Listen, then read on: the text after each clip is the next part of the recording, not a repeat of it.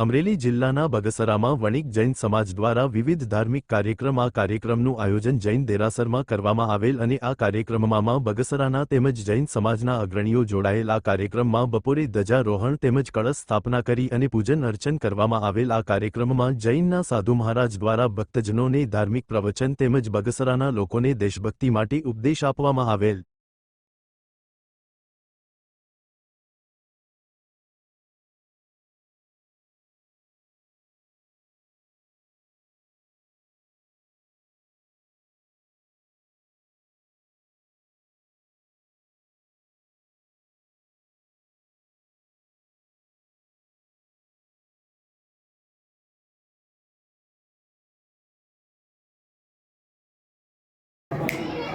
બગસરા જૈન સંઘમાં ત્રિદિવસીય મહોત્સવ નિમિત્તે આજે 67મી ધ્વજારોહણ નિમિત્તે